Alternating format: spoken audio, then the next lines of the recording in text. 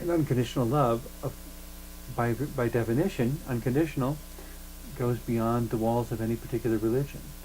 And a God that is the embodiment of that cannot accurately, realistically be encompassed in any religious box. It's beyond all that. And that's why I will continue to wrestle with it my whole life, and thousands of other people, millions of other people will wrestle with it long after me too. It's not that we need to answer the question of what is God or who is God or totally comprehending God, but it's that by having that relationship, we become more than what we have been, and we keep growing and we keep expanding. And I guess I would say that's the essence of spiritual life, the growth and expansion into unconditional love and divine wisdom. Religion ideally supports this, but when religion becomes the object instead of the tool, we've essentially, it's like taking a road sign that points the way to the city of Denver and camping out by the road sign and informing people that we have arrived in Denver. And it's like, no, all you have is a sign. You're not there. The city and the sign are two different things. But in wanting to idealize a particular city, if we transfer all attention to the road sign, we never grasp, nor even visit, nor even see the outskirts of the actual city. And that, in my humble opinion, is not what God intended. That the religions are meant to be tools, signposts, roadways, pathways, things that empower us toward that divine relationship, toward relating to that which is truly and really God.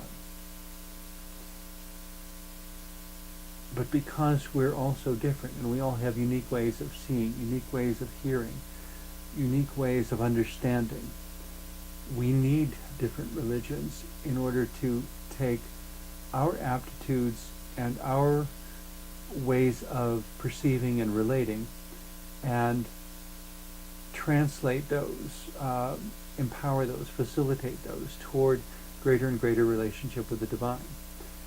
The challenge of that for every honest church and religious professional is that the divine may choose to reveal itself to a particular person in a way that transcends any of our own conjecture about the divine.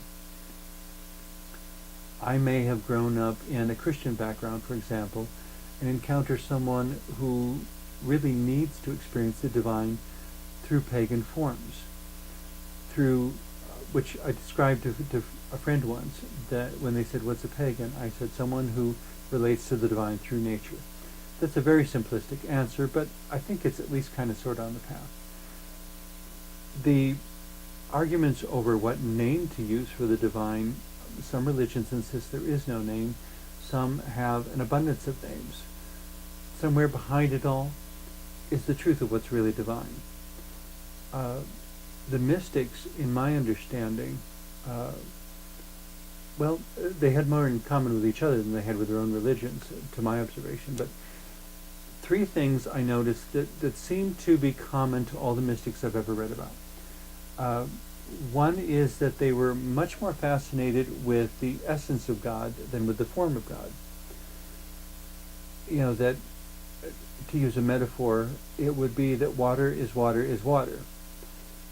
And to recognize water, you're much more concerned with it being water than whether that water is in a glass, a drinking glass, a pond, an ocean, a bottle with a cap, a bathtub. Water is water is water, no matter what form you pour it in. And water will take on whatever form it's poured in. But it is still water because of its elemental essence. In a similar sort of way, that which is God no matter how it manifests, no matter what form it's in. The essence of God remains the essence of God.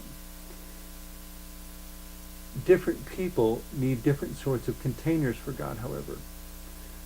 Someone who, through accident or birth defect, has no hands will not be able to relate to water through a drinking glass. They may need something with a straw or a tube.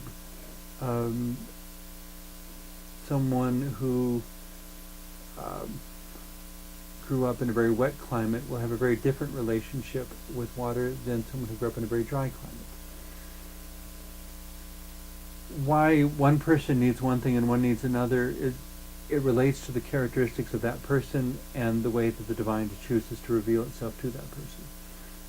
Some people relate to water as rain. Some will relate to it as flood. It's still water. It's still H2O. In scientific terms, two hydrogen molecules and an oxygen molecule, all tied together, and then grouped in whatever amount or volume. So the mystics were very, very concerned with the essence rather than the form. And so they, in my understanding, they didn't often get into dogmatic arguments about it has to be this or it has to be that. It's divine mystery. God is what God is, whether or not I say so. And if someone says this is God, and it is not in fact God, it does not have the divine essence, there's no amount of words or incantations or gyrations or gestures or dancing around or screaming or demanding or volumes of books that will make the thing that does not have divine essence into God. It will only be something that is erroneously named, but it will not have the essence of God, so it will not be able to do the things that only God can do.